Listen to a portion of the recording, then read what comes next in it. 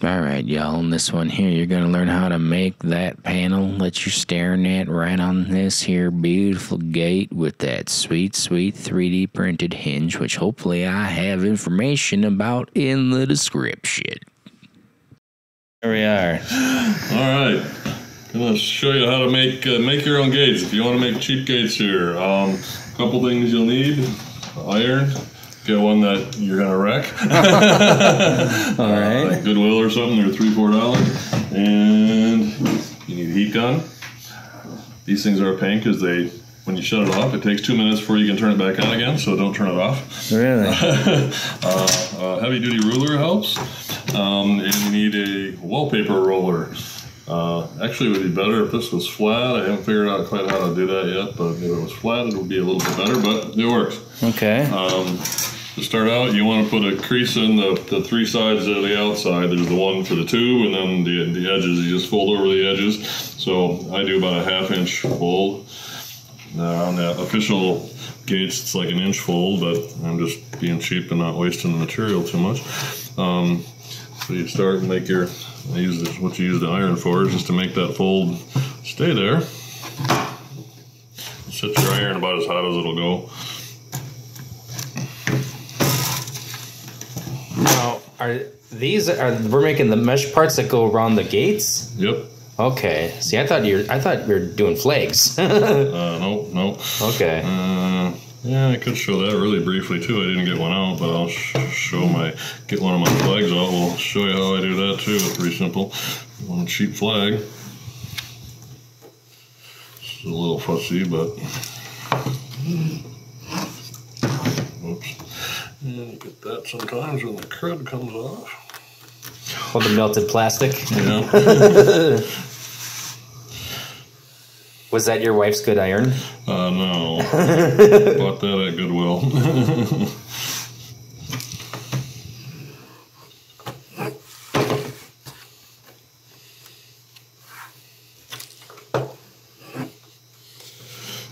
We're making our flags a little different this year. We're making them narrower. Normal multi-GP flags are 12 inches wide. I'm making ours about 8 to try to cut down on wind resistance. So we like to leave them standing up so they don't blow over. And just to save fabric a little bit too. We'll have to see. I think they'll be just as visible as the 12 inch, but kind of have to see that you can get this fabric. They just got this in orange. You can get it in white also, which I always used, I guess, but I just got some orange to try out, and I actually really like it. I think it'll be really visible. There's a little bit of an advantage too is when you're doing this, especially when you're doing the part with the heat gun, the white will smoke a little bit when you do it. The orange doesn't seem to smoke at all. So if you want to do it in your kitchen and keep your wife happy, the orange is better. Where did you get this material? It's called Online Fabrics. Online Fabrics. I can give you a link here. You can put with it if you want to. It's relatively cheap. It's about $6 a yard. To make these gates, I figured the total gate costs about $8, between $8 and $9 for all 3 panels. Whereas a multi-GP gate is like, I don't know, I think it's 10 or 15 bucks, $10 a panel. So you got 20, 30 bucks in a gate. Here you got about $10 in a gate. Sure. Okay, so we got those folds in. So you want to do the 3 sides first, and then the one that holds the pole last. A lead weight or something helps, at least on my short table, to keep it from pulling itself off the table all the time. I lay one ruler down just a little ways away from where I'm going to fold, just to hold the fabric down. I think it helps keep the heat off the other parts a little bit too. If you overheat it, it shrinks when it gets hot, especially if it gets too hot. It'll really shrink like crazy, so you don't want to get too hot and shrink it.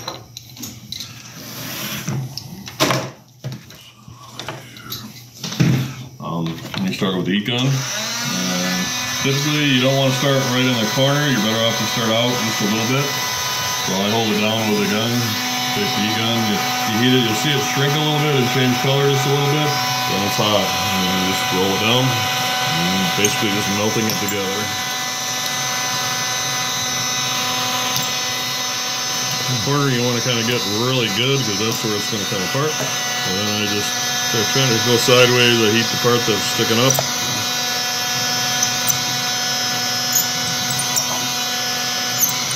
can actually see it become one. Yeah, you can see it kind of changes color and shrinks a little bit when it gets warm and gets melted.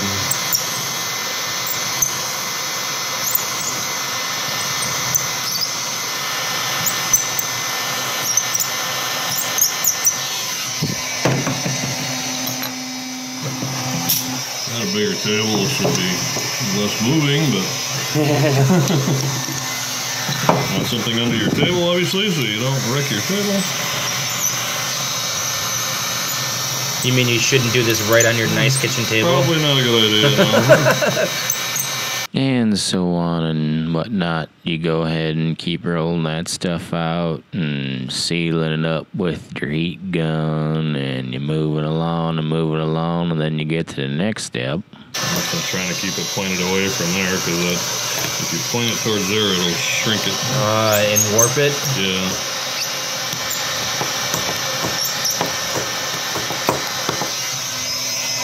Okay. Alright. Yeah, that's pretty sealed. Yeah, molded. This is going to be the side for the tube. Oh, so you make it thicker? Yeah, so this one's going to have about 4 inch overlap is what you want, approximately, to get enough for the tube to fit through. And if you're doing that, you want to account for that. If you're just using a piece of PVC pipe, it's got to be a little bigger than that, because the way you make these gates, you never end up utilizing the whole piece, so you have to put those joiners in there, and they're quite a bit thicker, so you got to have it big enough for the joiner to get in too. Oh. So you just measured up 4 inches? Yep, just about 4 inches or a little bit less. Okay.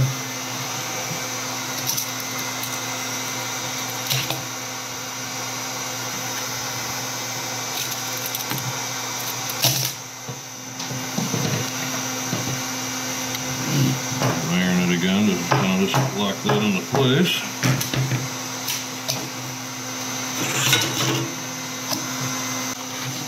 I'll show you when we get outside. This also is great for, you can repair damaged ones, and I'll show you when I got one outside that I repaired. You can just take pieces of the fabric and put it on the back side, and it's amazing what you can fix. You'll see them, the fibers are all torn out and they're spread all over, they're like a big spaghetti of things. Right. You take the heat gun lightly, you just kind of heat over it, they'll shrink and kind of go back in place, and you really want to putz around, you can lay each fiber back in where it was and you heat them down and shrink back together again, but that's kind of putzy. I trim off it's too bad, but it's not too bad. You can just, you just got a little nick and they're kind of messed up. You just heat it a little bit and they shrink back into place and roll it down, and you can't hardly tell it happened. But some of these flags, or the gates I fixed, were just total wrecks. I mean, they were just full of holes and all messed up, and I mean, they're not pretty now, but they're at least usable. Right, right. Whereas before they were pretty well shot. Okay, so now we got the fold in. So then I usually lay my ruler like this. So I've got, I don't know, it's like a 1/4 inch or something showing. We're going to seal down about that much. So you put the tube through here. Does this corner just get zip tied or something, or? Yeah, the other gate will be on the top, and then they get zip tied. Oh, okay, that's why I was confused. I forgot to put that in. Damn it. You reminded me of that. Usually what I do is I put an extra piece in the corner. Normally I would put that in before I sealed these down, and so it's underneath those, but it can be on the top too, I guess. So this is just reinforcement for zip tie holes? Reinforcement for where the zip tie is going to be. Okay. If you wanted to, you can buy these little things to put the grommets in, and you could put grommets in them if you really wanted to, but I don't usually, haven't bothered so far anyway. So I put an extra layer there. And then I just take a paper punch. Yeah, sure. Punch a hole in it. And so anyway, so now we got that there, and this here, and this is mostly just say something to absorb heat a little bit, and this gives me a line on where I gotta go. And then you just start heating. Again, not starting at right at the edge usually. This one you really want to heat good, because that's where it's going to come apart too when you slide the tube in. Just kind of work your way down.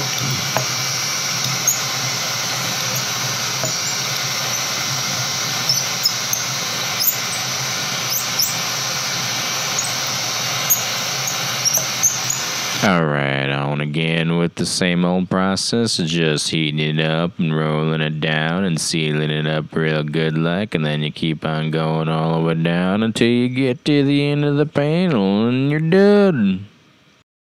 These actually end up being like an inch short of what they're really supposed to be.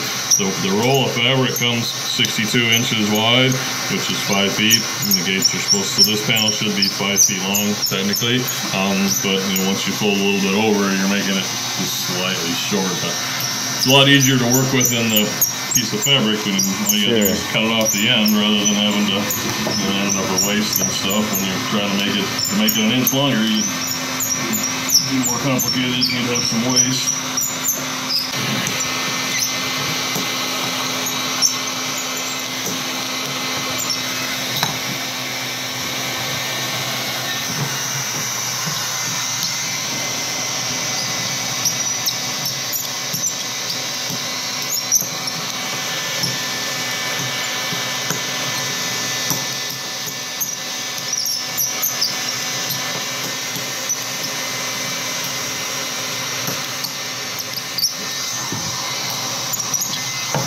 That's it.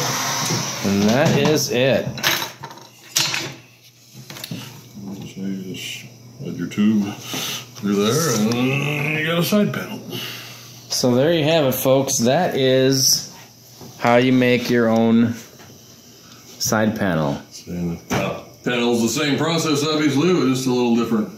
Yeah. You got a tube thing on the top and a tube holder on the side. But so then they joint here, and then you clip a hole in this little spot, and then zip tie them together, and you got your panels. You can go outside and look at the gate that's out there. If it's a completed project. Let's go see the final product. Well, who did you get the 3D printed things from? Noah and Rob have been printing them up, and those are awesome. We haven't really actually used them yet. We're going to see how they hold up, but they make transportation and setup really nice and simple. Yeah, I bet. So then there you zip tie them.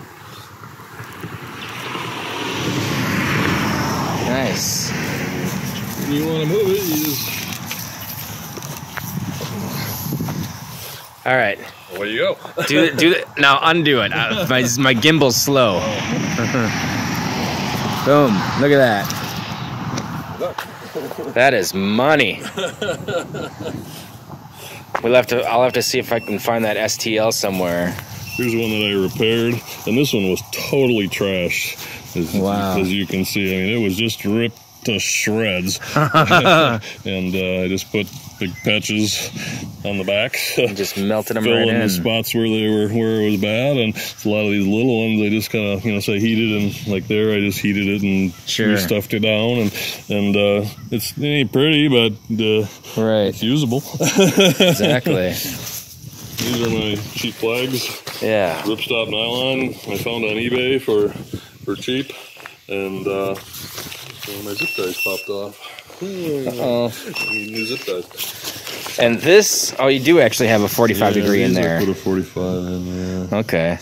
And I just roll it around the pipe and zip tie it. And, for standing them up, a fiberglass rod works incredible. 3/8 fiberglass rods.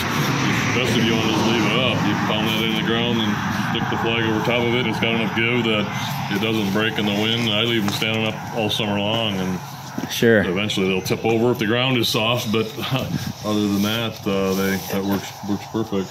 Ripstop nylon, huh? Yep. And you found it on eBay, or? This on eBay, some guy was selling it with seconds, or I don't know, he fell off the back of a truck or something. I don't know. But it was only $3 a yard. So $3 a yard. This is a 30-inch flag, but I made a bunch of them that are 20-inch, which I think are fine too. Then you get 3 flags per width or 2 flags per width. It's only that was about $10, $12 worth of fabric to make either 2 or 3 flags, depending on how wide you made them. Right. All right, y'all. Well, that was a nice little tutorial. Thanks to Mr. Fredricks, aka Hat Trick. This is my first tutorial type video, and I didn't even do nothing but film it. Yeah, so hopefully that helps somebody. Yeah. Got any other great ideas? I'd love to hear about it. If there's a better way of skinning this cat, I'd love to hear it. Sure. All right, y'all. Deuces.